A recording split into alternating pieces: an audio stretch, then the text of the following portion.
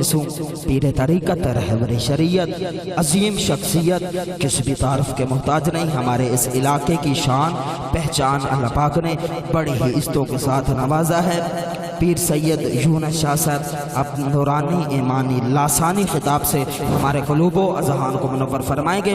آپ احباب نے دونوں ہاتھ اٹھا کے پیر صاحب کا استقبال کرنا۔ نعرہ تکبیر، نعرہ تکبیر، نعرہ رسالت، نعرہ رسالت، نعرہ حیدری، نعرہ حیدری، نعرہ حیدری، نعرہ غوثیہ، جیوے جیوے جیوے جیوے۔ نستعینہ ونستغفرہ ونؤمن بہ ونتوکل علیہ ونعوذ باللہ من شرور انفسنا ومن سیئات اعمالنا من یہدہ اللہ فلا مضل لہ ومن یضللہ فلا ہادی لہ ونشہد ان لا الہ الا اللہ وحدہ لا شریک لہ ونشہد ان سیدنا ونبینا وحبیبنا ومولانا محمد عبدہ ورسولہ اما بعد فاعوذ باللہ من الشیطان الرجیم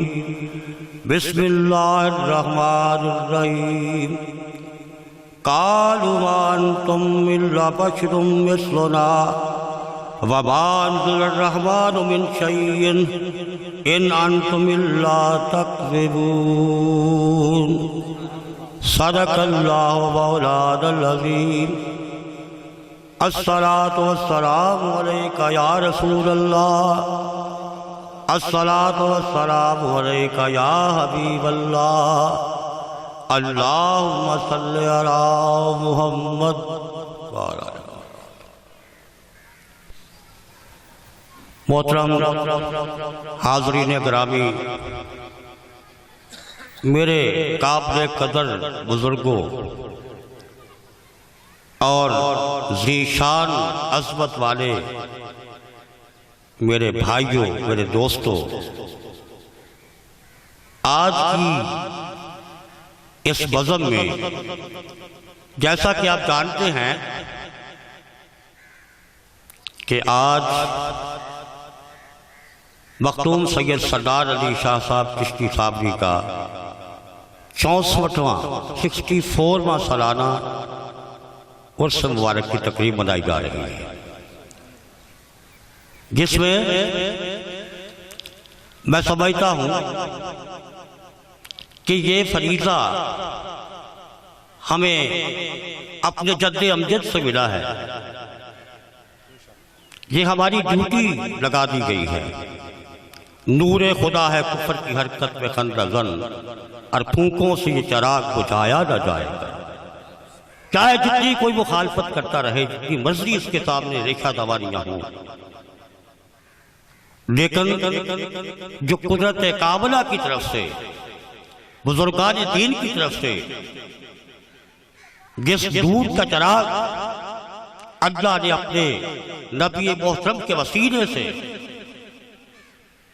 اور اہل بیت اطہار کی معرفت سے اور صحابہ کریم کی عزت اور محبت سے جو ہمارے دلوں میں روشن کیا ہے چراغ، وہ کبھی بجھ نہیں سکتا، بلکہ نہ صرف بجھ نہیں سکتا بلکہ روز بروز فزوں تر ہوتا رہے۔ اس کی روشنی، اس کی چمک دمک، اس کی آب و تاب دن دگنی رات چوگنی ترقی کرے گا انشاءاللہ۔ تو میرا جو بزرگان دین کی طرف سے اور اہل طریقت کی طرف سے، اس سلسلے کی جانب سے، بلکہ خدا کی طرف سے، تو دین حق خدا کا ہے نا، نبی محترم صلی اللہ علیہ وسلم اللہ کے محبوب یہاں تشریف لائے تو اللہ کا دین پھیلانے کے لیے آئے۔ اور ایک جگہ قرآن پاک میں مسلم امہ کو خیر الامہ کہا، تمام امتوں سے بہتر امت کہا۔ تو یہ بھائی تمام امتوں سے بہتر امت کیسے؟ پہلی امتیں بھی گزری ہیں، یہود و نصارہ بھی ہوئے ہیں، ان میں بھی پاکیزہ اور پارسا لوگ گزرے ہیں، اہل مرتبت لوگ گزرے ہیں، اعلیٰ درجہ اور پیمانہ حاصل کرنے والے سربلند جو بزرگان دین ہیں وہ گزرے ہیں۔ کیا ہماری ہی مسلمان قوم میں سب سے زیادہ پارسا ہے؟ نہیں، ایسا نہیں ہے۔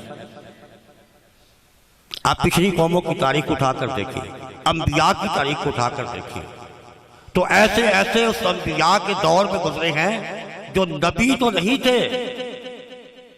اب میں ان واقعات کی طرح نہیں جاؤں گا، بات بتا رہا ہوں، جو نبی تو نہیں تھے لیکن نبی کے بارے میں اللہ سے دعا مانگی تو اللہ نے بعد نبی کا وقر کر دیا تھا۔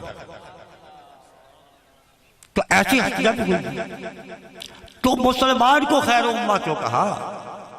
اس میں کون سی صفت ہے؟ آگے قرآن بیان کرتا ہے کہ مسلمان قوم جو خیر الامہ اس لیے ہے کہ یہ امر بالمعروف اور نہی عن المنکر کا کام کرتی ہے، اس کی یہ ڈیوٹی ہے،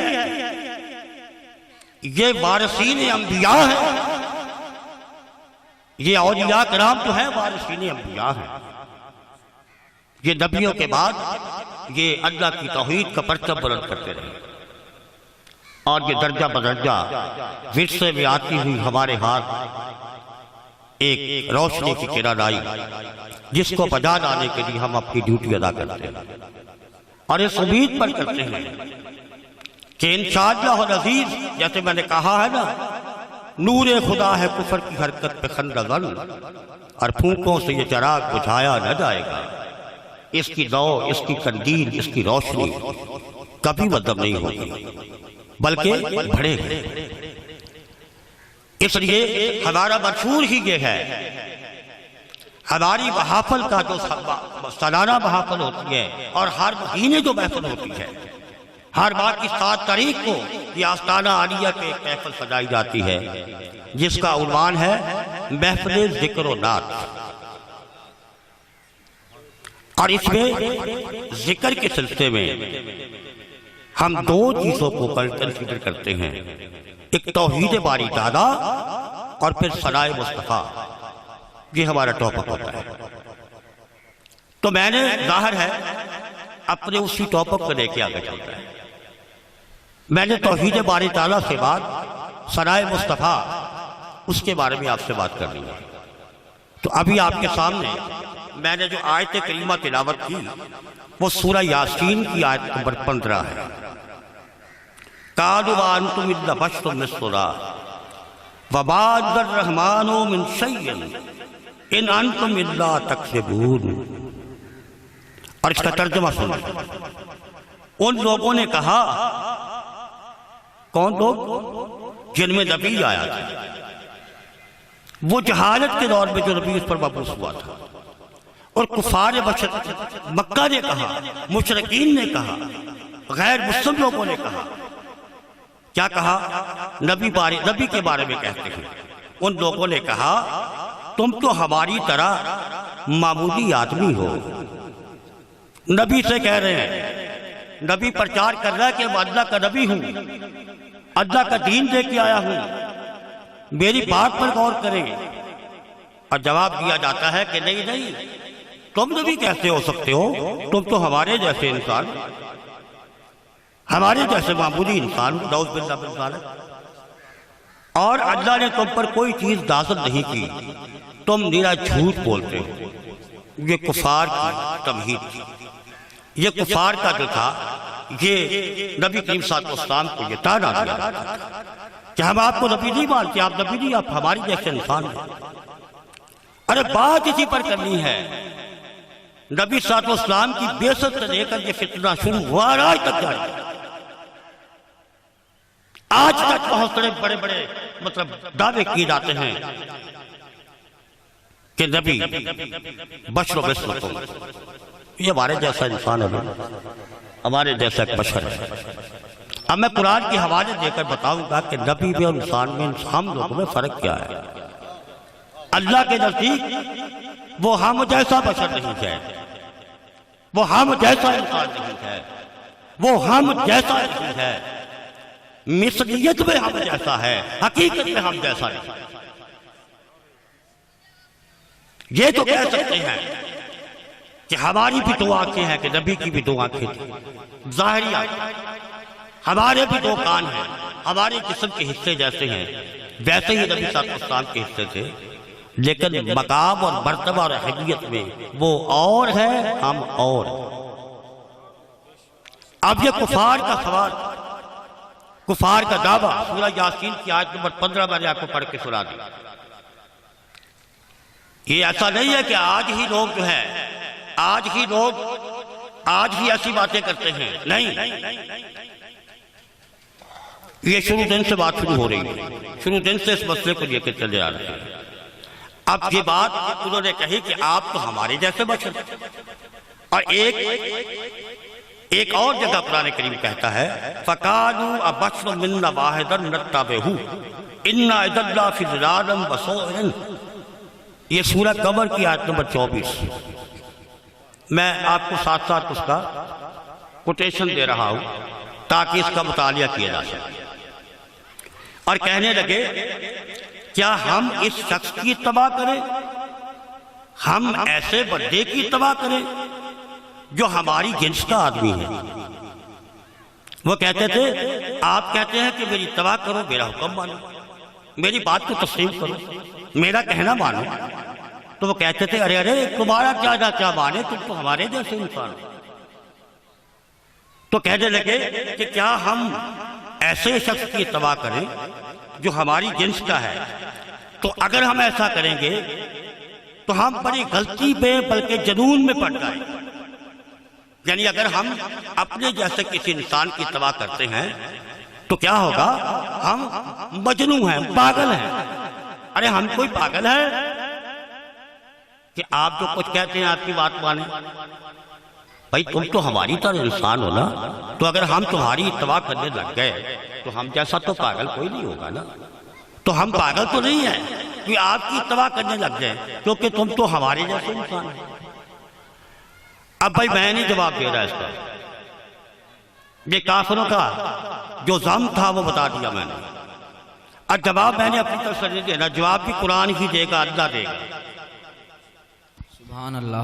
جب وہ یہ کہہ رہے تھے کہ تم ہمارے جیسے انسان ہو، ہم تمہاری اتباع کیوں کریں، ہم کوئی جنونی ہیں، ہم کوئی پاگل ہیں، ہم کوئی بے وقوف ہیں کہ آپ کو مانیں۔ اب اللہ تعالیٰ نے ان کا جواب دیا سورہ القمر کی آیت نمبر 25 میں، سَيَعْلَمُونَ غَدًا مِنَ الْكَذَّابِ الْعَاشِرِ۔ ان کو ان قریب معلوم ہو جائے گا، یہ جو تمہیں یہ کہہ رہے ہیں نا کہ تم ہمارے جیسے انسان ہو، یہ جو تمہیں کہہ رہے ہیں تمہاری اتباع کیوں کریں، کیونکہ تم ہمارے جیسے انسان ہو، تم نبی نہیں ہو، تمہارا مرتبہ ہم سے زیادہ نہیں ہے۔ اللہ کہتا ہے ان کو ان قریب، یعنی مرتے ہی، جب یہ مریں گے اس دنیا سے رخصت ہو جائیں گے تو ان کو پتہ چل جائے گا کہ جھوٹا اور شیخی باز جھوٹ بول رہا تھا۔ یہ اللہ بات عیاں کر دے گا جب اس دار فانی سے رخصت ہوں گے۔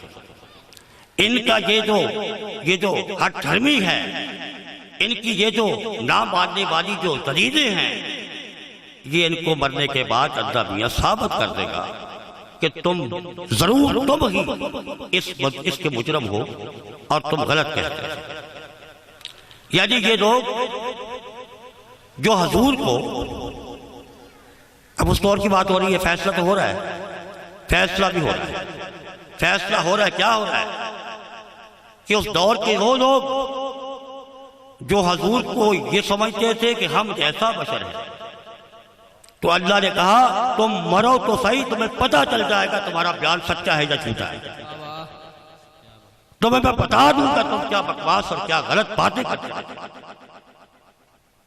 یعنی یہ لوگ جو حضور کو اپنے جیسا بشر سمجھتے ہیں، انہیں آخرت پہ پتہ چل جائے گا کہ جھوٹے کون تھے۔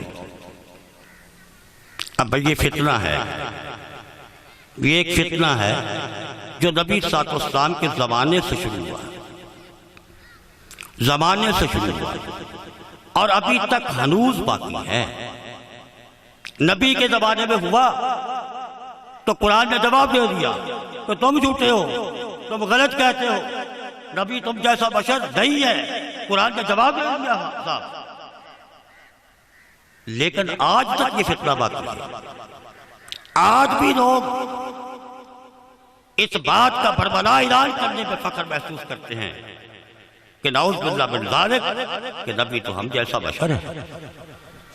تو اس کا جواب قرآن تو صدیوں پہلے دے چکا.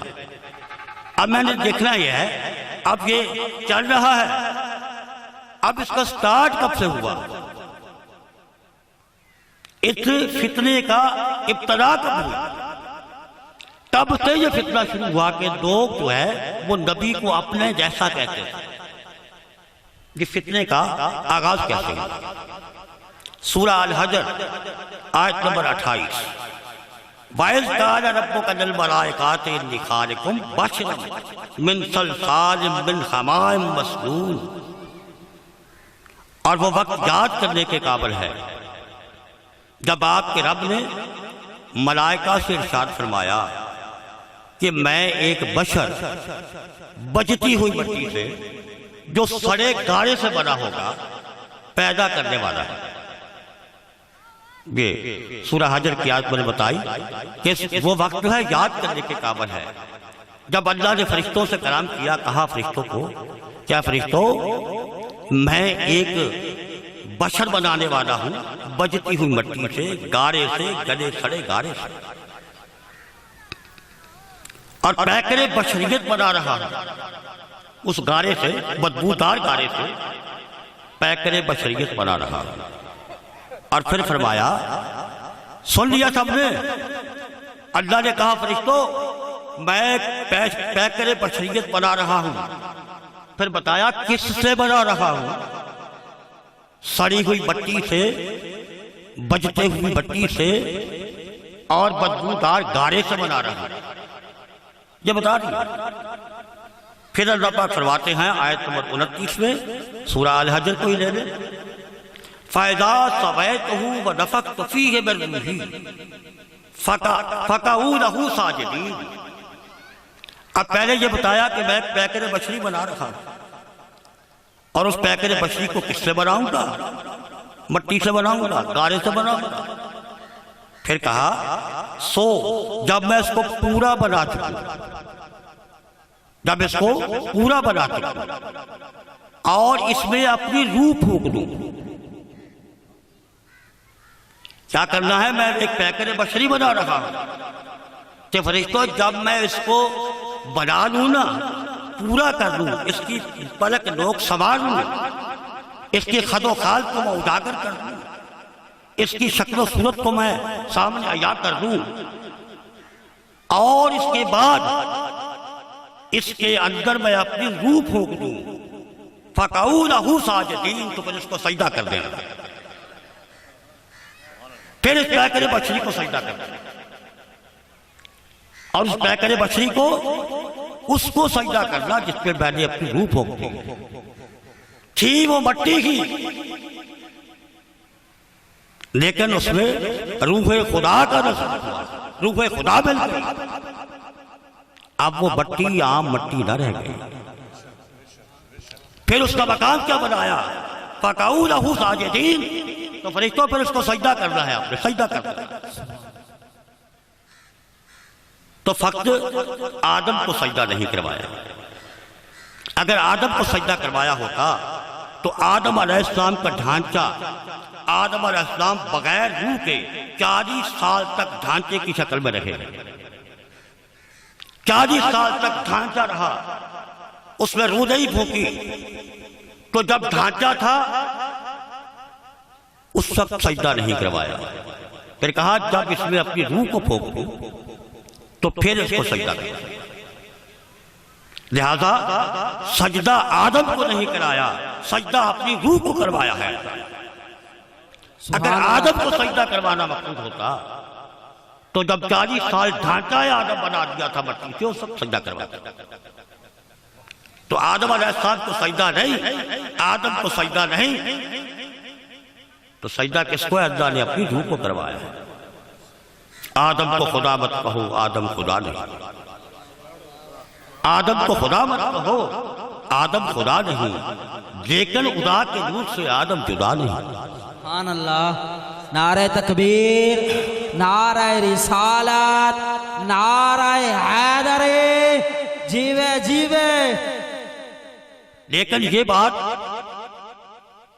اس کے سامنے آیا ہوگا جو پیکر بشری سے آگے چلا جائے، جس کی نظر صرف بشریت پر نہ رہے بلکہ اس کے نور روشن پر چلی جائے جو اس کے اندر جل رہا ہے۔ وہ جو پیکر بشری کے اندر نور کا چراغ جلا رکھا ہے، جو نور کے چراغ کو دیکھ لیتے ہیں تو وہ سجدہ کر دیتے ہیں۔ لہذا سجدہ آدم کو نہیں، اللہ نے اپنی روح کو اپنے آپ کو سجدہ کروایا ہے۔ اور پھر یہاں پر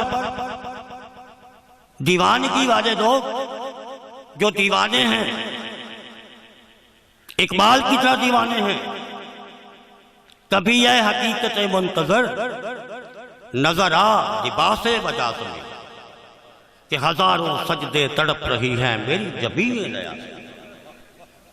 وہ کنڈیشن لگاتے ہیں، کلندر لاہوری کنڈیشن لگاتا ہے، اللہ میں تجھ کو سجدے کرنا چاہتا ہوں، میرا دل کرتا ہے تجھ کو سجدے کروں، لیکن شرط یہ ہے کہ نظر آ لباس مجاز میں، لیکن یہ ہے کہ میں تجھے سجدہ کروں اس وقت کروں گا جب مجاز کو نظر آئے۔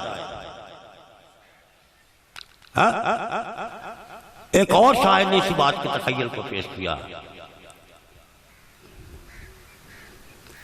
تو سامنے آ تو سامنے آ تجھے سجدہ کروں، پھر لطف ہے سجدہ کرنے کا، اور تو اور کہیں میں اور کہیں تیرے نام کو سجدہ کون کرے۔ بس سجدہ تو اس وقت ہونا ہے جب نور الہی نظر آئے، سجدہ خاک کو تو ہے ہی نہیں، جب تک نور کا آشکار نہیں ہوگا تو سجدہ نہیں ہوگا۔ اور پھر یہ باتیں نظر کس کو آتی ہیں؟ دیوانوں کو، عاشقوں کو، ان کی رمزیں وہی جانتے ہیں۔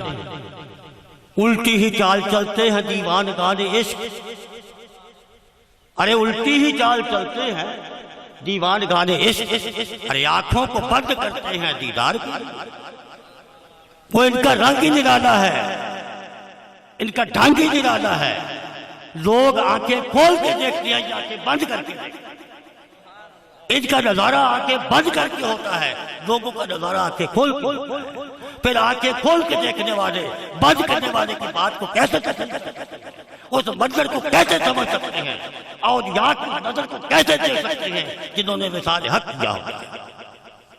وہ پھر کہتے ہیں یہ بشر ہے، وہ کہتے ہیں بشر ہے، تو سجدہ آدم کو نہیں دیا بلکہ اللہ نے اپنی روح کو سجدہ کروایا۔ اب انہوں نے جن فرشتوں نے سجدہ کیا انہوں نے سب نے سجدہ کر دیا، ایک ابلیس اکڑ گیا۔ میں بتا رہا ہوں کہ یہ نبی کو اپنے جیسا سمجھنے والا فتنہ کہاں سے شروع، تخلیق آدم سے شروع، سجدہ کر دیا۔ کیسے؟ فرشتوں نے کیوں سجدہ کیا؟ اس کے پیکر بشری کو نہیں دیکھا۔ فرشتوں نے جنہوں نے سجدہ کیا انہوں نے پیکر بشری کو نہیں دیکھا بلکہ پیکر بشری کے اندر نور کے جلتے ہوئے چراغ کو دیکھ کے سجدہ کیا، اور جن کی نظر صرف پیکر بشری تک رہ گئی وہ اکڑ گئے، وہ شیطان ہو گئے، وہ اکڑ گئے، وہ صرف ظاہری اس کی شکل و شباہت کو دیکھتے رہے، اس کی نظر وہ اس کے اندر نور کے جلتے ہوئے چراغ تک نہ پہنچ سکے، لہذا وہ انہوں نے اللہ کا نور چراغ نہ دیکھا، صرف پیکر بشریت پر رہ گئے۔ تو نور حق کا چراغ اس پیکر بشریت کے اندر جل رہا تھا، شیطان دیوار بشریت سے گزرتا تو اس چراغ کو دیکھتا نا، شیطان تو دیوار بشریت تک رہ گیا، وہ تو صرف پیکر بشریت تک رہ گیا، اندر کا نور چراغ نظر نہ آیا، اور جن کی نگاہوں نے باطن کو جھانکا، جو آدم کے اندر اللہ کی روح میں، اللہ کی روح کی شکل میں جس نور کا چراغ روشن تھا، جنہوں نے اس چراغ کو دیکھ لیا وہ سجدہ ریز ہو گئے۔ شیطان صرف بشریت کو تکتا رہ گیا۔ اب آگے چلیں گے۔ اب یہ بات کلیئر ہو گئی آپ لوگوں کو؟ ذرا توجہ سے، میری عامیانہ تقریر نہیں ہے، نہ مولوی والی ہوتی ہے، میں نے ایک نقطہ سمجھانا ہوتا ہے، سیدھی سیدھی بات ہے۔ اب آگے چلیں گے۔ اب سجدہ نہیں کیا ابلیس نے۔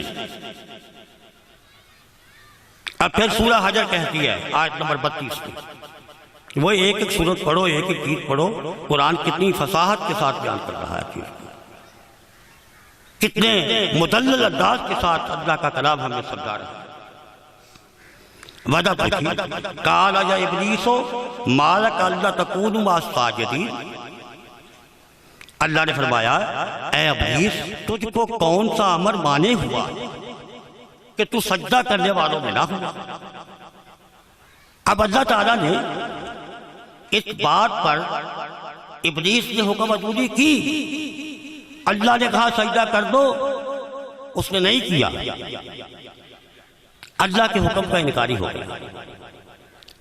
لیکن اللہ کا حکم انکاری ہوا، ارے ابھی ابلیس شیطان نہیں بنا، مردود نہیں بنا، حکم کا انکاری ہو گیا، حکم نہیں مانا، لیکن درجہ ابلیس تک نہیں پہنچا، بھی درجہ شیطان تک نہیں پہنچا، ملعون نہیں ہوا ابھی تک۔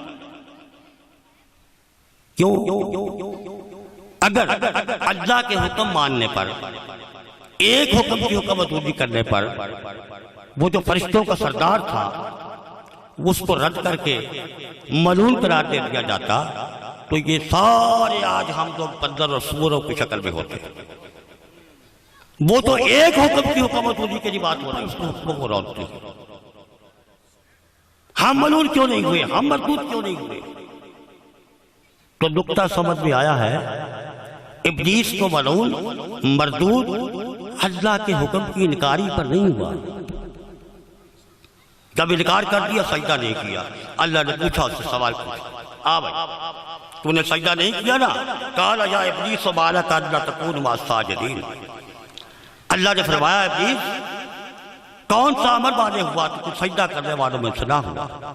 ارے یہ بات کیا ہے، بڑی لطافت ہے، یہ بڑا ایک لطیف نقطہ ہے، یہ ایک بڑی گہری بات سمجھنے والی ہے۔ بھائی اللہ کا انکار کر دیا، اس نے حکم نہیں مانا، اللہ کہتا جاؤ دفعہ ہو جاؤ، تم نے میرا حکم نہیں مانا، تیرا میرا کوئی تعلق نہیں، مردود ہے، رد کر دیا۔ یہ کہنا چاہیے تھا، لیکن اللہ کہتا ہے ابلیس بتا تو صحیح مجھے سجدہ کیوں نہیں دیا۔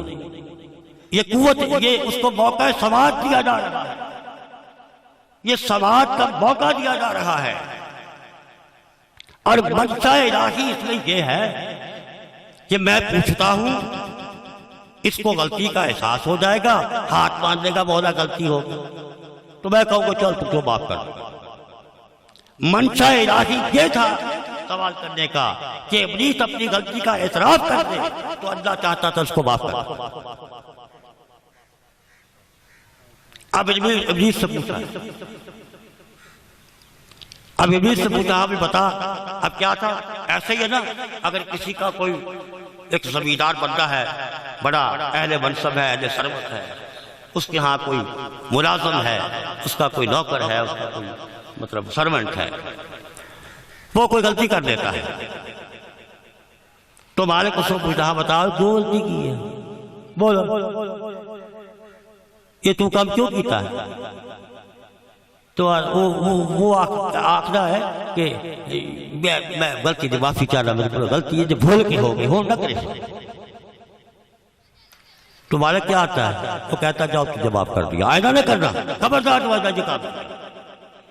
یہ موقع سماعت تھا، ابلیس سے موقع سماعت دیا اللہ نے، کیوں نہیں سجدہ کیا بھائی تم نے؟ اب شیطان جواب دیتا ہے، اب اللہ کا جواب دیا اس نے کہ میں نے سجدہ کیوں نہیں کیا۔ اللہ نے پوچھا سجدہ کیوں نہیں کیا، اس نے معافی نہیں مانگی کہ یا اللہ مجھ سے غلطی ہو گئی، یہ نہیں کہا قال لم اقل لاسجد من صلصال من حماء مسنون، یہ بھی سورہ الحجر کی آیت نمبر 33. کہا، کہنے لگا کہ میں ایسا نہیں کہ بشر کو سجدہ کروں. اب اللہ کو اکڑ کے جواب دے رہا. اللہ نے پوچھا کوئی سجدہ کیوں نہیں کیا؟ شیطان کہتا ہے کہ میں ایسا نہیں ہوں کہ ایسے بشر کو سجدہ کروں جس کو آپ نے بجتی ہوئی مٹی سے، جو کہ سڑے ہوئے گارے سے بنی ہے، پیدا کیا. میں تو ایسا نہیں کر سکتا، کیونکہ انا خیر منہ، میں ان سے بہتر ہوں، میرا مقام اس سے زیادہ ہے. اس کو تو نے سڑے ہوئے گارے سے پیدا کیا، مجھ کو آگ سے نور سے پیدا کیا، لہذا میں کیوں سجدہ کرتا؟ اور پھر کیا ہوا؟ جب شیطان کا یہ جواب سنا نا اللہ نے، تو اللہ کی ذات جلال میں آ گیا، غصے میں آ گیا. کہا قال فاخرج منها فإنك رجيم، دبا ہو جا، تمہاری بارگاہ سے مردود ہو گیا. اب تو مردود ہوا ہے کہ تو نے نبی کی شان میں گستاخی کی ہے، اب مردود. میرا حکم ماننے پر مردود نہیں تھا، معافی ہو سکتی تھی، لیکن تو نے نبی کی ذات کا احترام نہیں کیا. آدم علیہ السلام اللہ کے پہلے نبی، بھائی میرے نبی کا احترام نہیں کیا. قال فاخرج منها فإنك رجيم، فرمایا نکل جا یہاں سے، تو مردود ہو گیا. اب نقطہ ثابت ہو گیا، ریزلٹنٹ کی بات ہو رہی ہے. شیطان مردود اور ملعون تب ہوا جب اللہ کے نبی کی شان میں گستاخی، اللہ کی نبی کی شان میں گستاخی کرنے سے شیطان مردود ہو گیا. جب اس کو اپنے آپ سے کم تر جانا تو وہ مردود ہو گیا. اور گستاخی نبوت پر ابلیس سے شیطان بنا. تو در حقیقت یہ جو گستاخ نبی ہے، جو گستاخ رسول ہے، اللہ کے نبی کی شان میں گستاخی کرتا ہے، مردود ہے، وہ شیطان ہے، وہ ملعون ہے، وہ کیا اسے کہا جائے، جو مردود ہے. تو اللہ کے نبی کو اس وقت سے اپنے جیسا سمجھنا شروع ہوا. اس وقت سے انہوں نے کہا نہیں، بلکہ آپ سے اپنے آپ سے کم تر سمجھا، اپنے جیسا بھی نہ سمجھا. تو کہنے کا مقصد میرا یہ تھا کہ اللہ تعالیٰ نے ہر ایک عنوان کو، ہر ایک بات کو نبی صلی اللہ علیہ وسلم کے ساتھ جوڑ دیا ہے. اس سلسلے میں میں آپ کو اب قرآن کریم کو آپ سب پڑھتے ہیں ماشاءاللہ، اللہ تعالیٰ مزید توفیق دے سب کو، اور اللہ تعالیٰ اپنی بداوری کی توفیق دے، حکموں پر عمل کرنے کی توفیق دے. لیکن ذرا میری نظر سے بھی سوچنا ہے کہ جو پڑھ رہے ہیں کیا اس کا صحیح مفہوم بھی ہم جانتے ہیں یا نہیں. اس صحیح مفہوم کے لیے میں آج سورہ البقرہ کی پہلی آیت الف لام میم اس کی تشریح کروں گا کہ الف لام میم کیا ہے، اس کا ترجمہ کیا ہے، اس کا معنی کیا ہے.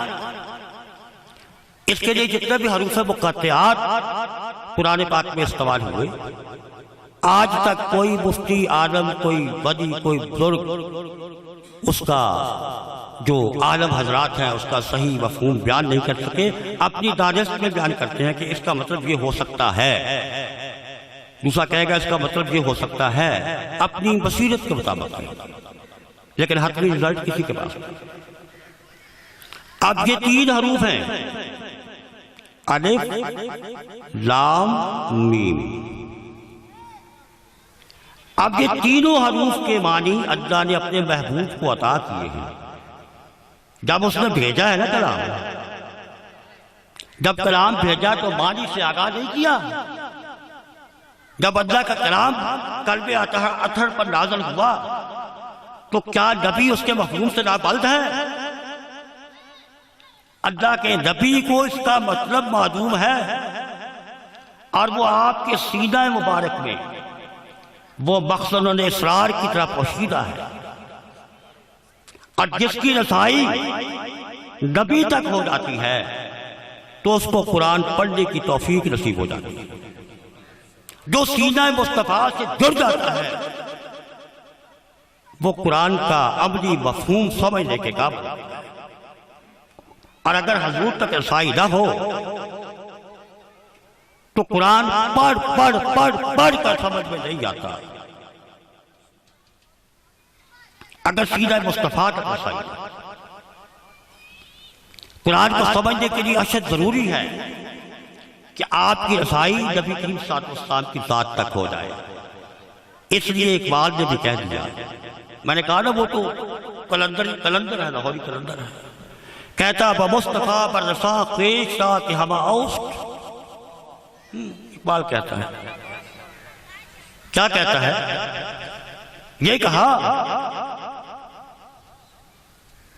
گیا کہ محمد مصطفیٰ صلی اللہ علیہ وسلم یہ ذات پاک دین اسلام کا وجود ہے، یہ ہے بنیاد کہ محمد مصطفیٰ دین کا وجود ہے۔ محمد اسلام ہے، دین کا وجود ہے۔ دین کا وجود کیا ہے؟ اسلام ہے، دین اسلام۔ میں نے کہا دین کا وجود ہے تو دین کیا ہے ہمارا؟ اسلام۔ اچھا، اگر محمد مصطفیٰ صلی اللہ علیہ وسلم اسلام ہے تو بھائی قرآن کہاں ہے؟ اگر محمد مصطفیٰ اسلام ہے تو پھر قرآن کدھر ہے؟ تو سن لو، قرآن جو ہے وہ محمد مصطفیٰ کی بیم یعنی سینہ مصطفیٰ میں جہاں ہے قرآن سینہ مصطفیٰ میں ہے، لہذا قرآن جو ہے مصطفیٰ سے الگ نہیں بلکہ صفت مصطفیٰ ہے۔ قرآن ذاتی طور پر ایک الگ چیپٹر نہیں ہے، قرآن صرف صفت مصطفیٰ کا نام قرآن ہے۔ قرآن ذات مصطفیٰ کا حصہ ہے۔ قرآن is the part of مصطفیٰ، یہ پارٹ ہے، یہ جز ہے، یہ حصہ ہے۔ مکمل وہ ذات کے قرآن محمد رسول اللہ ہے۔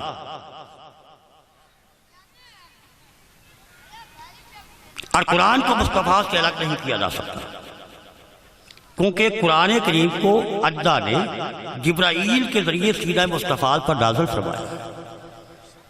قرآن کا نزول کہاں ہوا؟ بھائی زمینوں نے جواب دے دیا، پہاڑوں نے جواب دے دیا، آسمان نے جواب دے دیا، نہ ہم اس کا بوجھ برداشت نہیں کر سکتے۔ تو قرآن نازل ہوا سینہ مصطفیٰ پر، قلب اطہر پر۔ تو قلب اطہر پر جو قرآن موجود ہے اس کے ساتھ ہماری رسائی ہونی چاہیے۔ جو قرآن ہمارے پاس ہے نا، جملہ اگر سمجھ میں آ جائے تو اس کو سمجھ لینا، اگر نہ سمجھ آئے تو اس کو مجھ سے پوچھ لینا، کہیں اس کا غلط مطلب نہ اخذ کر لینا۔ جو قرآن ہمارے پاس ہے یہ حروف کا قرآن ہے، یہ حرفوں والا قرآن ہے۔ اس سے فیض حاصل کرنے کے لیے اس قرآن سے جو حروف کا قرآن ہم پڑھتے ہیں اس سے فیض تب حاصل ہوگا کہ اگر ہم سینہ مصطفیٰ سے جڑ جائیں۔ سبحان اللہ، نعرہ تکبیر، نعرہ رسالت، نعرہ حیدر، جیوے جیوے جیوے جیوے آستانہ عالیہ چشتیہ صابریہ۔ تو قرآن بتایا میں نے، اس کو سمجھنے کے لیے سینہ مصطفیٰ سے باطنی فیض حاصل کرنا، تب قرآن سمجھ میں آئے۔ اب بات ہو رہی تھی الف لام میم کی، بھئی الف لام میم کیا ہے؟ آپ دیکھیں قرآن کا اسلوب دیکھیں، گرامر کا اسلوب دیکھیں، اس کا منطق دیکھیں۔ یہ رہا بنے ہوتے ہیں، کوئی رکنے کے، کچھ اس کو آگے ملانے کے، وہ جو ساری مطلب اس کی ترتیب ہوتی ہے۔ ایک رہا ہے، اس پر رکاوٹ کی جاتی ہے کہ رکنا ہے جہاں، اس پر رہا رکنا ہے، پھر اگلا آیت پڑھنی ہے۔ الف لام میم اس کے آگے رکنے والی رہا ہے کہ رک جاؤ۔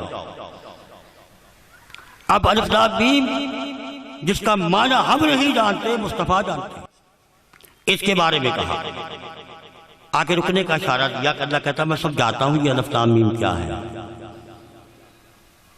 اس کے آگے جو آیت آ رہی نا وہ الف لام میم کی تشریح ہے. وہ ہے الف لام میم. وہ کیا ہے؟ ذالک الکتاب لا ریب فیہ. یہ ہے الف لام میم. ہے یہ وہ کتاب جس میں نہیں کوئی شک. اب یہ ہے الف لام میم. اللہ نے روکا کہ الف لام میم روکو بھائی بتاتا ہوں کیا ہے. ذالک الکتاب یہ وہ کتاب ہے لا ریب فیہ کہ جس میں کوئی شک ہی نہیں. اچھا لہذا الف لام میم وہ کتاب ہے جس میں کوئی شک نہیں. ٹھیک سمجھ آگی بات کی. اب کون سی کتاب ہے الف لام میم؟ الف لام میم کے بارے میں بتایا کہ ایسی کتاب الف لام میم ہے جس کے بارے میں کوئی شک و شبہ نہیں ہو سکتا. اب دیکھنا ہے وہ کون سی چیز ہے جس کے بارے میں شک و شبہ نہیں ہو سکتا جس کو ہم الف لام میم کہہ سکتے ہیں. یہ تو بتایا کہ ایسی کتاب ہے نا جس پہ شک نہیں ہے. اب وہ کون سی ایسی کتاب ہے اس کا نام کیا ہے جس پر ہم شک نہیں کر سکتے وہ دیکھیے. اب لفظ استعمال ہوا ذالک الکتاب. باشعور اور سمجھدار اور تعریف یافتہ آڈینس موجود ہیں. علماء حضرات اور میرے بار بکار جو ساتھی ہم جو نہیں بیٹھے ہیں جانتے ہیں کہ عربی گرامر کا اصول کیا ہے. عربی گرامر کا اصول کی جو ہے اردو کا بھی ہے. یہاں جو استعمال دو اشارے ہیں. اس میں اشارہ کے دو حصے ہیں. ایک اشارہ قریب ہے ایک اشارہ بعید ہے. ٹھیک ہے نا. اشارہ قریب کی چیز کے لیے اشارہ کیا جائے تو وہ اشارہ قریب ہوگا. جیسے یہ کتاب میرے پاس پڑی ہوئی ہے قریب ہے تو وہ کیمرہ ہے. اب وہ کیمرہ مجھ سے دور ہے میں نے اشارہ دیا وہ اشارہ بعید ہے. ٹھیک. اب عربی میں یہ ذالک یہ کون سا اشارہ ہے؟ گرامر سے اشارہ بعید ہے وہ یہ نہیں ہے. یہ اشارہ بعید ہے. دور کی بات کی طرف اشارہ ہو رہا ہے. دور کی چیز کی طرف اشارہ کیا جا رہا ہے. اور پھر دیکھیں یہ نتارے کا اور تل کا بعید ہو گیا. ہاذا ہاذہ ہی قریب ہو گیا. مذکر مؤنث کے لیے دونوں سے کیا گیا. اب ذالک یہ اشارہ بعید ہے بھائی دور کی طرف اشارہ ہے. اب ذالک کا مطلب ہے وہ. لہذا یہاں یہ ذالک الکتاب آیا ہے ہاذا کتاب یہ کتاب نہیں آیا. اب جب ذالک الکتاب ہے اس کو ہم نے وہ کون سی کتاب کے بارے میں ہے؟ یہ وہ کتاب ہے وہ بعید. یہ کتاب تو یہ قرآن تو میرے پاس پڑا ہے. یہ دیکھ یہ میرے پاس پڑا ہے تو میں اس کے لیے وہ کیوں کہوں گا یہ کیوں کروں.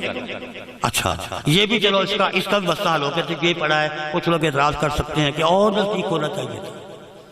کچھ کہیں گے اور نزدیک ہونا چاہیے. اب دوستو دیکھو سوچو حفاظ کرام کے سینوں میں قرآن محفوظ ہے. اس سے بڑی نزدیکی اور کیا ہو سکتی ہے. لیکن اشارہ بعید ہے. اب اشارہ بعید ہے. اس کا مطلب ہے اس یا اس جو حافظ کے سینے میں یا ہمارے سینے میں یا قرآن کے الفاظ میں جو بات ہو رہی ہے یہ ذالک الکتاب اس کتاب کے لیے نہیں کہا جا رہا کیونکہ یہ نزدیک ہے. کس کے لیے کہا جا رہا ہے؟ بعید کے لیے. ذالک الکتاب وہ کتاب جو سینہ مصطفیٰ میں موجود ہے. تب ذالک کا سوال وہ قرآن جو سینہ مصطفیٰ میں موجود ہے نا وہ ذالک وہ کتاب اس لیے ذالک کا سوال. اب ایک اس کی تشریح یہ ہے. اب ایک اس کی دلیل اور بھی الف لام میم ذالک الکتاب لا ریب فیہ. یہ وہ کتاب ہے جس میں شک نہیں. اب دوسری دلیل دے رہا ہوں. پہلی میں نے دلیل آپ کو بتا دی کہ اس کا مطلب ہے یہ ذالکہ اس الف لام میم کتاب کے بارے میں ہے جو سینہ مصطفیٰ میں ہے، نہ کہ ہمارے ہاتھ میں۔ اب دوسری دلیل کیا؟ دوسری دلیل یہ دوں گا کہ یہ آیت کریمہ اس کے مخاطب مسلمان نہیں ہیں۔ اللہ نے جب یہ کلام نازل فرمایا تو یہ مسلمانوں کے لیے آیت مخاطب نہیں تھی۔ جب کہا نا یہ الف لام میم یہ وہ کتاب ہے جس میں شک نہیں، تو اس کے مخاطب یہود و نصارہ ہے، مسلمان نہیں۔ کیوں؟ اللہ کے نبی نے اعلان کیا یہ قرآن اللہ کی کتاب ہے۔ کافروں نے کہا دادا ہم نہیں مانتے، یہ اساطیر الاولین ہے، یہ پچھلے لوگوں کی گھڑی ہوئی کہانیاں ہیں جو آپ جوڑ جوڑ کے ہمیں سناتے ہیں، یہ اللہ کا کلام نہیں۔ اب اس کے لیے ذالک استعمال کیا، کہا او بدبختو یہ تو وہی کتاب ہے جس کو تم قرآن نہیں مانتے، اور ارے یہ تو وہی ہے جس کا ذکر میں نے تمہاری کتاب انجیل میں کر چکا ہوں، جس کا ذکر میں زبور میں کر چکا ہوں، جس کا ذکر میں تمام صاف صحیفوں میں کر چکا ہوں، لہذا یہ وہی کتاب ہے، وہ کتاب۔ یہ ہے دوسری تفسیر۔ بھئی تفسیر کے ساتھ قرآن پڑھنا، تمہید کے ساتھ قرآن پڑھنا، اس کا مزہ ہی اور کچھ اور ہے۔ جب کوئی اس چیز کی عقدہ کشائی ہوتی ہے نا تو پھر ایک عقدہ حل ہوتا ہے نا تو انسان کا ضمیر روشن ہوتا ہے، اس سے سمجھ آتا ہے۔ تو بہرحال اب سوال ایک اور پیدا ہوتا ہے یہاں ذالکہ سے، حضور کے قلب کے ہوتے ہوئے ذالکہ کیوں کہا؟ میں نے بتا دیا کیوں کہا، کیونکہ ایک کتاب حضور کے قلب پر ہے جو اتاری اللہ نے۔ تو ہمارے پاس کچھ لوگ میری بات سے اکتا تو نہیں گئے، حاضر ہیں سب، دلچسپی سے سن رہے ہیں۔ سبحان اللہ۔ اگر دلچسپی نہیں تو میں وہ مطلب خدا رخواستہ بھینس جا کے بین نہیں بجاؤں گا۔ نعرہ تکبیر اچا کے نعرہ تکبیر، نعرہ رسالت جا کے نعرہ رسالت، سنی ہونے دا ثبوت ہو نعرہ حیدر، نعرہ حیدر، نعرہ حیدر۔ اب میں نے کہا ایک وہ کتاب ہے جو حروف جلی میں ہے، جلی حروف میں لکھی ہوئی کتاب ہے، حروف کی شکل میں جو ہم پڑھتے ہیں لکھی ہمارے پاس پر، اور یہ ذالکہ وہ کتاب ہے جو وحی خفی کی طرف اشارہ ہے، جو حضور کی سینہ ہے۔ میں بات بھی کر رہا تھا کیا ہم اس کو اتھینٹک کر سکتے ہیں؟ یہ تو ہم نے مان دیا، اللہ نے بتا دیا کہ میں نے یہ قرآن اپنے نبی محترم کے سینہ اطہر پر نازل فرمایا، ہو گیا نازل۔ اب بتائیں جو کچھ بھی اللہ نے نازل فرمایا کیا نبی نے سارا کلام بول کے سنا دیا؟ بیٹھ جائے نیچے بھائی، آپ کی مہربانی بیٹھ جائے۔ یہ نقطہ غور طلب ہے، یہ نقطہ غور طلب ہے۔ نبی پر جو قرآن نازل ہوا وہ لوح محفوظ سے مکمل آپ کے سینے پر نازل ہو گیا ہے نا؟ تو کیا ہم یہ کہہ سکتے ہیں کہ ٹوٹل جو کلام الہی تھا وہ حروف جلی کی شکل میں آپ نے بتا دیا؟ کیا کہہ سکتے ہیں؟ بولو میرا سوال ہے کہتا ہے۔ اور وحی جلی کی شکل میں، ایک وحی جلی کی شکل میں، ایک وحی خفی کی شکل میں۔ وحی خفی وہ ہے جو سینہ مصطفیٰ میں پوشیدہ ہے۔ اب قرآن کے نموز کو سمجھنے والے ایک اور نقطہ میں بتا دیتا ہوں، نسخ و منسوخ۔ تجوید کے طالب علم اس کو جانتے ہیں۔ نسخ کا معنی ہے کسی بات کو مٹا دینا، ختم کر دینا، اور اس کی جگہ پر دوسری بات کو اس کا تقویت دینا۔ اب یہ ایسے ہی ہے، یہ علی جیب میرا شاگرد بھی ہے، ایبٹ آباد سے آیا ہے، میرے پاس میٹرک کی تعلیم حاصل کی، اس کے بعد 18 سال کے بعد آج ملاقات ہو رہی ہے۔ اچھا بارہ میں کہہ رہا تھا اس کی ایسی ہی مثال ہے جیسے کہ ایک میں ٹیچر ہوں، میں کہتا ہوں علی جیب بک نکالو، میں آپ کو نوٹ لکھانے لگا ہوں، لکھو نمبر 1 یہ ایک کتاب ہے، نمبر 2 تم ایک لڑکے ہو، نمبر 3 ہم نے لاہور جانا ہے، ہم نے جب تینوں جملہ دکھا لیے یکدم ہوش آیا کہ دوسرے نمبر پر جملہ جو میں نے دکھایا وہ تو غلط ہے یار، وہ تو نہیں دکھانا تھا، اس کی جگہ میں یہ دکھانا تھا۔ یہ ہے نسق، ہے نا؟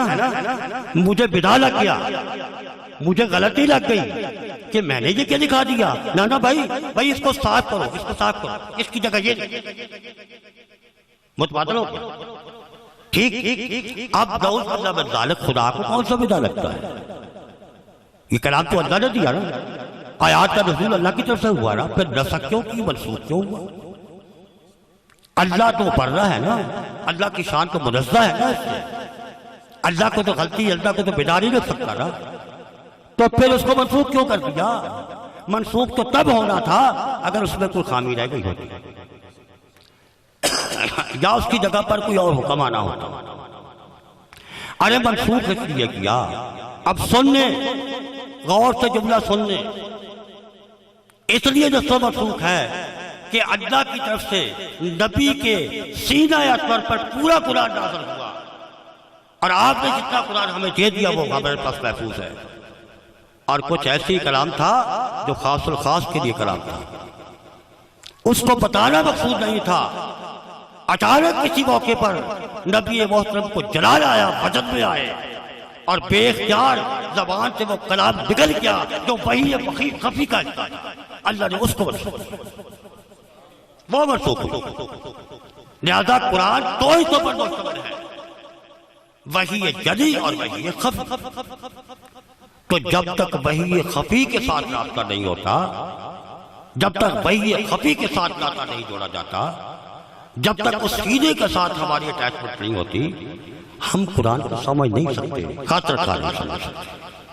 اب اگلی بات، اب دو کلام ہو گئے، ایک کلام وحی، کلام جلی، اور ایک کلام خفی۔ اب قرآن جلی جو ہے کہتا ہے یضل بہ کثیرا ویہدی بہ کثیرا، قرآن کا اعلان ہے، اللہ کہتا ہے کہ یہ جو قرآن ہے نا، یہ اس سے بہت سارے گمراہ ہوتے ہیں اور بہت سارے ہدایت پاتے ہیں۔ ارے قرآن اللہ کا اتارا اللہ نے، اب دو متضاد شکلیں کیوں ہیں؟ گمراہ بھی ہوتے ہیں اسی سے، ہدایت بھی پاتے ہیں اسی سے، یہ متضاد کنڈیشن کیوں ہے؟ یہ قرآن اللہ کی کتاب ہے، اللہ کا کلام ہے، اللہ کا معجزہ ہے، کبھی پر نازل ہوا ہے۔ تو اس سے تو پھر ایک بات توقع کی جا سکتی ہے، متضاد بات توقع نہیں کی جا سکتی۔ اس لیے لیکن وہی خفی وہ ہے جو خیر ہی خیر ہے۔ وہی خفی کیا ہے؟ اس میں خیر ہی خیر ہے، اس میں گمراہی کا تعلق ہی نہیں۔ ھدی للمتقین، ہدایت کی ہدایت ہے متقین کے لیے، یہ وہی خفی کا نتیجہ ہے۔ اور یضل بہ کثیرا ویہدی بہ کثیرا، یہ وحی جلی کا رزلٹ۔ اس لیے الف لام میم دور ہے، اس میں کوئی شک نہیں۔ جن کو اس کتاب تک رسائی ہو گئی تو وہ کسی چیز سے نہیں ڈرتے، پھر ان کو خوف و علم ختم ہو جاتا ہے۔ جو اس سینہ مصطفیٰ سے جڑ جاتے ہیں، جو وحی خفی کا نظارہ کر لیتے ہیں، جو اس کے ساتھ تعلق جوڑ لیتے ہیں، پھر اللہ کہتا ہے لا خوف علیہم ولا ھم یحزنون، ارے وہ تو ہر خطرے سے پاک ہو جاتے ہیں، ان پر تو کوئی خطرہ ہی نہیں رہتا، پھر وہ ھدی للمتقین کے زمرے میں آ جاتے ہیں۔ پھر ان کے بارے میں محمد مصطفیٰ کا اعلان ہو جاتا ہے کہ اللہ فرماتا ہے کہ جو بندہ مومن مکمل طور پر میرا ہو جاتا ہے تو پھر میں اس کے ہاتھ بن جاتا ہوں، اس کی زبان بن جاتا ہوں، اس کی آنکھیں بن جاتا ہوں، اس کے کان بن جاتا ہوں۔ وہ کہاں سے آتے ہیں؟ وہ وحی خفی کا ایک جلوہ ہے، وہ سینہ مصطفیٰ کی تعلیم کا وہ جلوہ ہے۔ اس طرح قرآن جو ہے سمجھنے کے لیے ہمیں اس بات کو ذہن میں رکھنا چاہیے کہ ہم سینہ مصطفیٰ سے ہمارا کس حد تک لگاؤ ہے۔ ٹائم دیکھنا۔ اچھا، اب ایک نقطہ یہاں سے بڑا ٹاپک تو بڑا طویل تھا، لیکن میں اپنے آنے والے کرم فرماؤں کو بھی مطلب نہیں شرمندہ کرنا چاہتا تھا کہ وہ نعت خوان حضرات جو آئے ہیں تو اپنی حاضری دیں گے، چلو کوئی بات نہیں، ہم تو پھر چلو ایک ٹاپک ایک پوائنٹ بیان ہوا، اگلا پوائنٹ پھر صحیح، لیکن اگلے پوائنٹ کے بعد میں ایک بات اور کرنے کے بعد ٹائم کی قلت کی وجہ سے، چونکہ میں نے اعلان کیا ہوا ہے کہ انشاءاللہ العزیز 4:30 بجے ختم شریف ہوگا، تو 10-15 منٹ رہتے ہیں، اس میں میں آپ کا اپنا ایک پوائنٹ، ایک جز کا ایک پوائنٹ مکمل کرتا ہوں۔ دوسرا پوائنٹ والذین یؤمنون بالغیب، میں سورہ بقرہ پڑھ رہا ہوں، والذین یؤمنون بالغیب، وہ لوگ جو غیب پر ایمان لاتے ہیں۔ کون متقی کی نشانی ہو رہی ہے؟ ایک اس میں صرف یہ ہے کہ وہ غیب پر ایمان لاتے ہیں۔ ایمان لانا ہے، غیب پر ایمان لانا ہے، لیکن غیب کے اندر ہے کیا؟ وہ کیا چیز ہے جس کو غیب کہا؟ یہ جو کہہ دیا غیب پر ایمان لاتے ہیں، بھائی غیب کے اندر کوئی خزانہ تو ہوگا نا، کوئی خزانہ ہوگا نا جس کو چھپا کے رکھا ہوا ہے، جس کو کفر لگا کے رکھا ہوا ہے، اور کہتا ہے اس پر ایمان لاؤ، اس پر ایمان لاؤ، غیب پر ایمان لاؤ، جانتے بھی کچھ نہیں پھر بھی لاؤ، لیکن کوئی چیز تو ہے نا وہاں، وہ کیا ہے؟ تو غیب موجود ہے، غیب کے اندر کچھ ہے ضرور، مگر تمہاری رسائی نہیں، تم وہاں پہنچ نہیں سکتے، تم اس کو دیکھ نہیں سکتے۔ اللہ نے تم کو وہ عقل بینا عطا نہیں کی کہ تم اس کی عظمت کا جلوہ، اس کے آشکار دیکھ سکو۔ موسیٰ علیہ السلام نے کو طور پر ایک خواہش کی کہ یا اللہ میں تیرا دیدار کرنا چاہتا ہوں، تو فرما دیا لن ترانی، موسیٰ تو نہیں دیکھ سکتا، تو نہیں کر سکتا، تو ہم کیسے اس دیدار کے متحمل ہو سکتے؟ غیب ہے، اس کے اندر کچھ ہے، بس ایمان لائے گا ہے۔ اب کیا ہے؟ جو سینہ مصطفیٰ سے جڑتا ہے اس پر غیب کی گچھیاں کھلنا شروع ہو جاتی ہیں، اس پر غیب کی گچھیاں کھلنا شروع ہو جاتی ہیں، پتہ چلتا ہے اس کے اندر یہ ہے، اس کے اندر یہ ہے، اس کے اندر یہ ہے۔ اب میں واضح بات نہیں کرتا، عام حالات میں ہم سب لوگ بیٹھے ہیں، کوئی معرفت کی محفل نہیں ہے، کوئی اتنی بڑی معرفت کی محفل نہیں، لیکن اس کے باوجود بڑے اہل بصیرت لوگ ہیں، میری ذرا سی بات پر شاید کہیں اس کا غلط مطلب اخذ کر کے کہیں اور ہی نہ پھٹک جائے۔ غیب میں ہے، میں جو سرور سجدہ ہوا کبھی زمین سے آنے لگی صدا، وہ تیرا دل تو ہے صنم معاشنا، تجھے کیا ملے گا نواز، وہ دل سے بتوں کو تو نکال، اس کی صفائی تو کر، جب صفائی کرے گا نا تو یہ نغمہ فصل گل و لالا کا نہیں پابند، خزاں ہو کہ بہار لا الہ الا اللہ، ہر دور میں یہ کلمہ چلے گا۔ اپنے آئینے کو صاف کر کے دیکھ، تو بچا بچا کے نہ رکھ سے تیرا آئینہ ہے وہ آئینہ، کہتا ہے تو بچا بچا کے نہ رکھ سے تیرا آئینہ ہے وہ آئینہ، کہ شکستہ ہو تو عزیز تر ہے نگاہ آئینہ صاحب۔ یہ بھائی جتنا ٹوٹے گا نا یہ غیب کی گچھیاں سلطاتا جائے گا۔ اب اس کے بعد غیب کی گچھیوں کو سجانے کا فارمولہ دوں گا، اگر آپ نے مجھے کبھی موقع دیا تو وہ اتنا کم وقت میں بیان نہیں ہو سکتا کہ ہمارے اندر اللہ نے کیا رکھا ہے، ہم نے کن چیزوں کو کھولنا ہے، کون کون سے لطائف اللہ نے انسانی جسم کے اندر رکھے ہیں، کتنی روحوں کا مرکب اللہ نے بنایا ہے، اور ان روحوں کو بیدار کرنے کے لیے ہم نے کیا کرنا ہوگا۔ جب وہ روحیں بیدار ہو جائیں گی تو نقطہ حل ہونا شروع ہوتا ہے، اور وہ کسی مرد کلندر کی نگاہ سے ہوتا ہے، کسی مرد کلندر کی نگاہ سے ہوتا ہے۔ اب جہاں تک غیب کے بارے میں بات ہو گئی، اب آگے ایک اور بات جہاں پر ایک غلط فہمی دور کر لیں، الذین یؤمنون بالغیب، یہاں تک ہو گئی بات، وَيُقِیمُونَ الصَّلَاةَ وَمِمَّا رَزَقْنَاهُمْ يُنْفِقُونَ، یہ متقیوں کی نشانیاں نا کہ وہ لوگ جو غیب پر ایمان لاتے ہیں اور جو رزق ان کو عطا کیا ہے وہ لوگوں پر اس رزق کو خرچ کرتے ہیں۔ ٹھیک ہے، اب کیا اس کا مطلب کیا دیتے ہیں؟ کیا مطلب دیتے ہیں؟ دال روٹی کھلا دی خرچ کر دیا،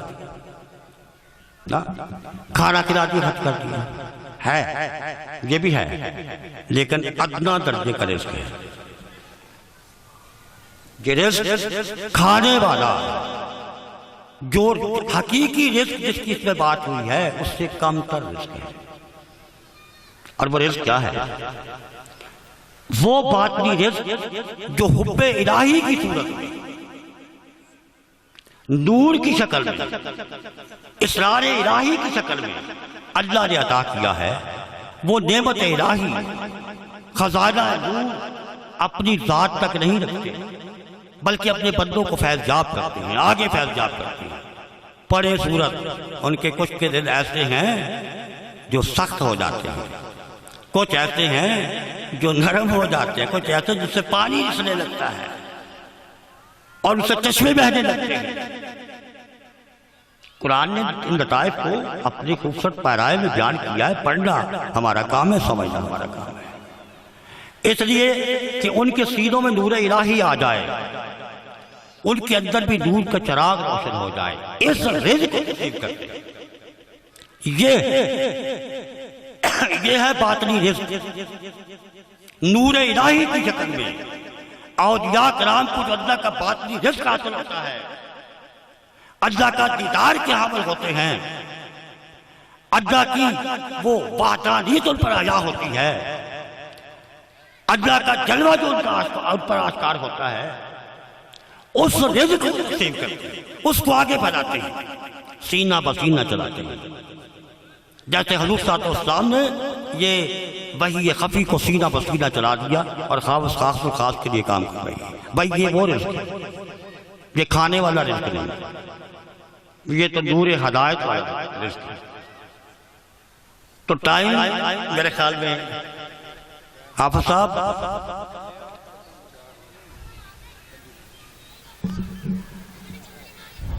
جاؤ ختم شریف کو آخر میں مبارکباد بھی دیتا ہوں اور خوشی کا اظہار بھی کرتا ہوں کہ آپ آئے چاہتے ہوئے یا نہ چاہتے ہوئے، چلو میری طرف باتوں کو بھی سن لیا، اس لیے کہ شاید کہ اتر جائے تیرے دل میں میری بات، وما علینا الا البلاغ المبین۔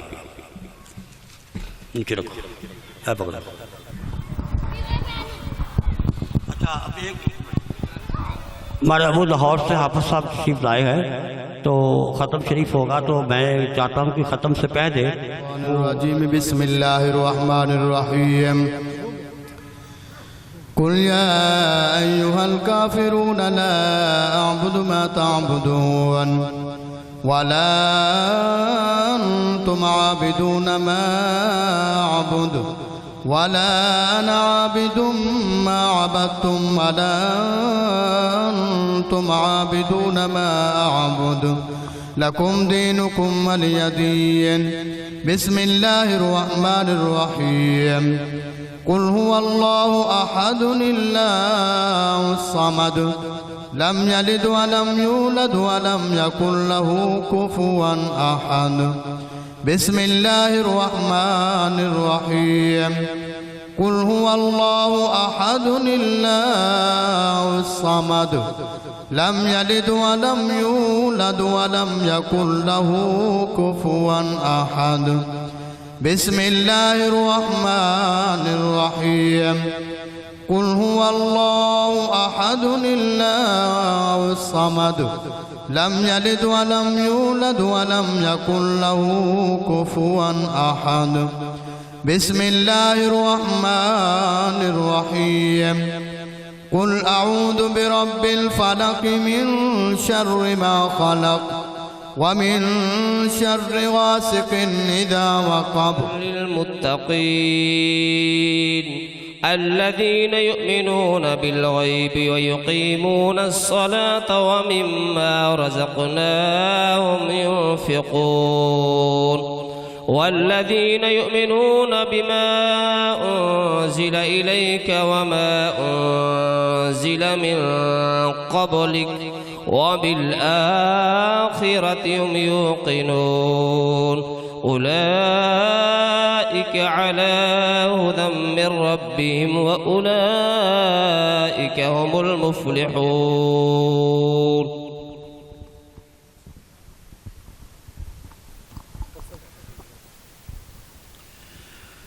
أعوذ بالله من الشيطان الرجيم. بسم الله الرحمن الرحيم.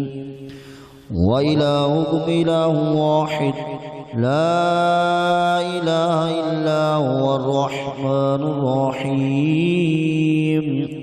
وما أرسلناك إلا رحمة للعالمين. ما كان محمد أبا أحد من رجال ولكن رسول الله وخاتم النبيين وكان الله عليما. إن الله وملائكته يصلون على النبي يا أيها الذين آمنوا صلوا عليه وسلموا تسليما. أعوذ بالله من الشيطان الرجيم. بسم الله الرحمن الرحيم. ما كان محمد أبا أحد من رجالكم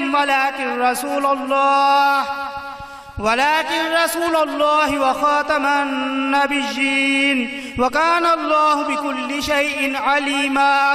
إن الله وملائكته يصلون على النبي يا أيها الذين آمنوا صلوا عليه وسلموا تسليما.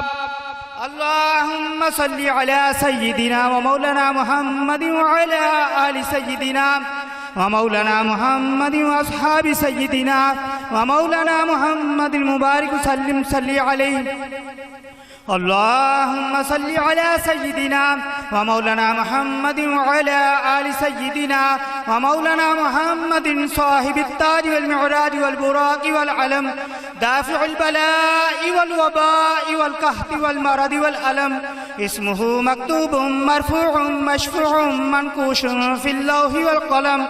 سيد العرب والعجم.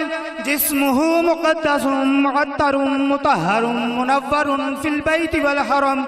شمس الضحى بدر الدجى صدر العلا نور الهدى كهف الورى مصباح الظلم.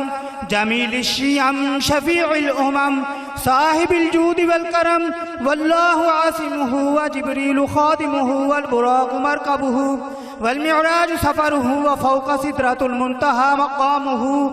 وقاب قوسين مطلوبه والمطلوب مقصوده والمقصود موجوده. سيد المرسلين خاتم النبيين شفيع المذنبين أنيس الغريبين رحمة للعالمين راحة العاشقين مراد المشتاقين شمس العارفين سراج السالكين مصباح المقربين محب الفقراء والغرباء واليتامى والمساكين. سيد الثقلين نبي الحرمين إمام القبلتين وسيلتنا في الدارين. صاحب قاب قوسين محبوب رب المشرقين ورب المغربين جد الحسن والحسين مولانا ومولى الثقلين أبي القاسم محمد بن عبد الله نور من نور الله نور من نور الله نور من نور الله. يا أيها المشتاقون بنور جماله بلغ العلا بكماله كشف الدجى بجماله حسن جميع خصاله. صلوا عليه شجرہ طریقت پیر طریقت مختوم سید وہاب علی شاہ سلسہ طریقت چتیا صابریہ قدوسیہ بھی کیا. کلمات کشجرات طیبات نسلها ثابت وفرها فی السماء. اے خداوند ذات ذات کبریا کے واسطے رحم کر مجھ پر محمد مصطفیٰ کے واسطے۔ میں ہوا ہوں سخت عاجل بند محنت میں اسیر، کھول دے مشکل علی مرتضیٰ کے واسطے۔ حضرت خواجہ حسن بصری کا نام لیتا ہوں، شفیع شیخ عبد الواحد اہل صفا کے واسطے۔ فضل کر مجھ پر الہی تو فیض خواجہ فضیل ابن عیال شاہ ابراہیم بلخی بادشاہ کے واسطے۔ خواجہ علوم شاد کی خاطر میرا دل شاد کر، حضرت خواجہ ابو اسحاق شامی چشتیہ کے واسطے۔ حضرت خواجہ عبدال احمد ابو محمد مقتدی، حضرت خواجہ ابو یوسف صاحب صفا کے واسطے۔ حضرت خواجہ مودود حق اور خواجہ حاجی شریف، حضرت خواجہ عثمان احمد اہل اقتدا کے واسطے۔ والی ہندوستان کے خواجہ معین الدین حسن شاہ قطب الدین قطب الاتقیاء کے واسطے۔ کام کرشی تو فیض خواجہ گنجے شکر شیخ علام الدین صابر اولیاء کے واسطے۔ دل کو روشن کر تو فیض شاہ شمس الدین چراغ شاہ جلال الدین کبیر الاولیاء کے واسطے۔ دور کر ظلمت سراج الدین دنیا کے لیے شاہ عبدالحق دام الخدا کے واسطے۔ عارف احمد رضالوی والی ہر دو جہاں حضرت شاہ محمد عارف اقتدا کے واسطے۔ پاک کر مجھ کو ضعیفیاں شاہ عبد القدوس شاہ جلال الدین محمود الاولیاء کے واسطے۔ حل کر مشکل تو فیض شاہ نظام الدین بلخ ابو سعید پیر پیران اولیاء کے واسطے۔ حضرت شاہ محمد صادق کر داؤد گنگوئی نصرات شاہ جہان ابو المالی باوفا کے واسطے۔ دین دنیا کا وسیلہ شاہ سید بیگ پیر حضرت شاہ نائب جہاں کے پیشوا کے واسطے۔ حضرت خواجہ محمود احمد اور محمد شاہ ولی شیر علی شاہ نور علی شاہ باصفا کے واسطے۔ توحید میں تو مست کر کھول دے اسرار غیب حضرت صوفی جیون علی شاہ برحق پیشوا کے واسطے۔ حضرت خواجہ پیر و مرشد صاحبیاں شہاب الدین حضرت شیخ پیر سردار علی شاہ کی رہنما کے واسطے۔ یا الہی روز ویسن ہماری مشکلیں آسان کر حضرت سید وہاب علی شاہ پیر و مرشد ماں کے واسطے۔ یا الہی روز ویسن ہماری مشکلیں آسان کر حضرت سید وہاب علی شاہ پیر و مرشد ماں کے واسطے۔ یا الہی روز ویسن ہماری مشکلیں آسان کر حضرت سید وہاب علی شاہ پیر و مرشد ماں کے واسطے۔ یا الہی دین دنیا کی ہماری مشکلیں آسان کر اس جہاں کے اولیاء انبیاء کے واسطے۔ صلوات پر محمد و صحاب آلہ چشتی چراغ روشن نور جمالہ۔ سبحان ربك رب العزة عما يصفون وسلام على المرسلين والحمد لله رب العالمين۔ الله أكبر الله أكبر لا إله إلا الله والله أكبر الله أكبر ولله الحمد۔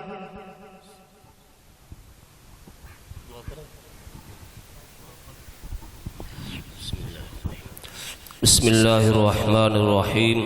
اللہم صلی علی سیدنا مولانا محمد وعلی آل سیدنا و مولانا محمد وبارک وسلم وصلی علیہ۔ اللہم ربنا آتنا فی الدنیا حسنة وفي الآخرة حسنة وقنا عذاب النار واعف عنا واغفر لنا وارحمنا أنت مولانا فانصرنا على القوم الكافرين۔ یا رب العالمین، یا اللہ، یا رحمان یا رحیم، جو اس محفل پاک کی آغاز میں تیرے پاک کلام کی تلاوت ہوئی، ثنا خوانی ہوئی، قبلہ شاہ صاحب نے خطاب فرمایا یا رب العالمین، جو کلام پاک پڑھی گئی ختم شی پڑھا گیا، یا اللہ جو صدقہ خیرات کیا گیا، یا اللہ جو لنگر پاک کا اہتمام کیا گیا، اپنی عظیم بارگاہ میں قبول فرما۔ یا رب العالمین، اس میں جملہ کلام کا ثواب جو کاغذ پر تحریر ہے مکمل 10,000 مرتبہ درود پاک، 10 مرتبہ مکمل قرآن پاک اپنی عظیم بارگاہ میں قبول فرما۔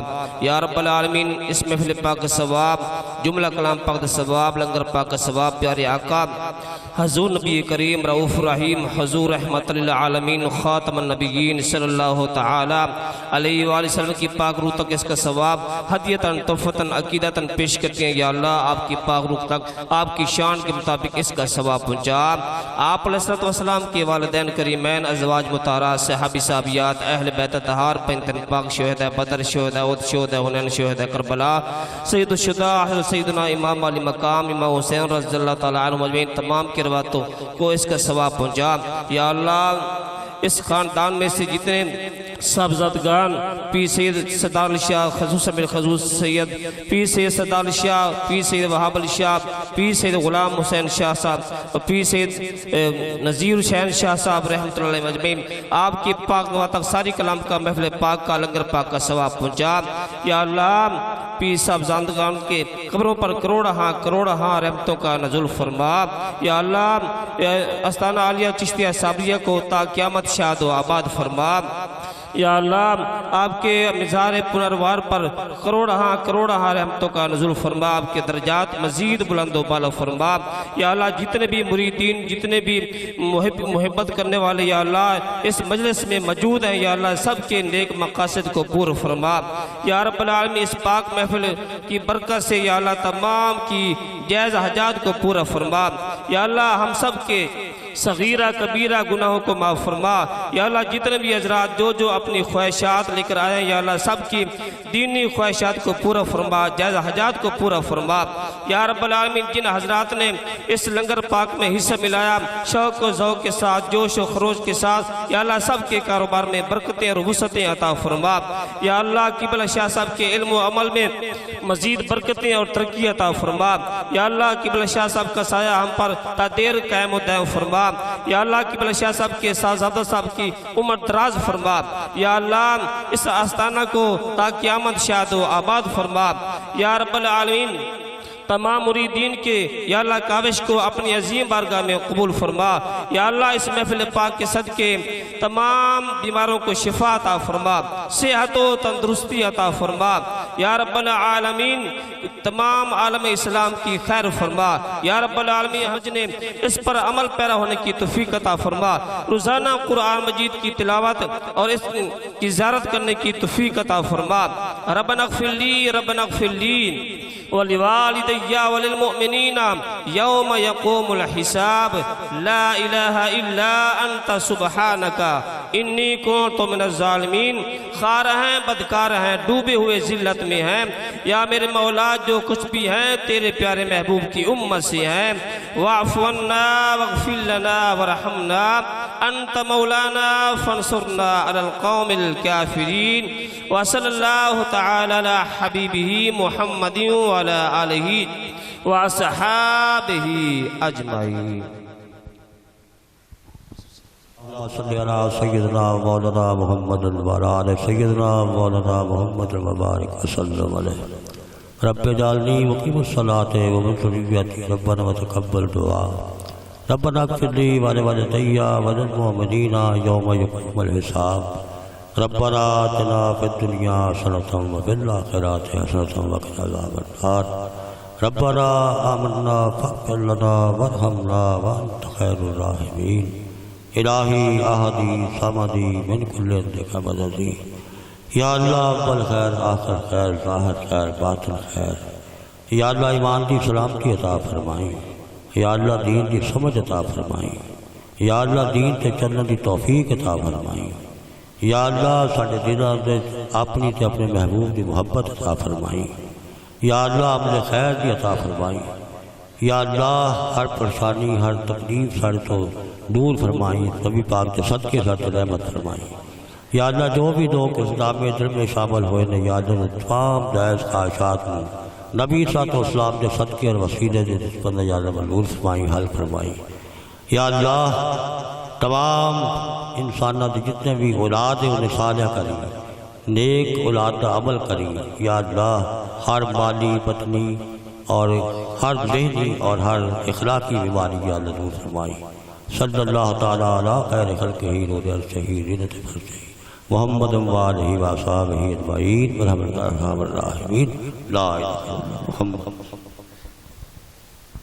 انتظامیہ نو اعلان ہے کہ 5 منٹ بعد لنگر شروع کرنا ہے تو اے ترتیب دے نال جس طرح بیٹھے ہو ایک دوسرے آمنے سامنے لڑ بنا لو رستہ درمیان میں چھوڑ دے ہونے لے خود کیے دیتے ہیں بے خود کیے دیتے ہیں انداز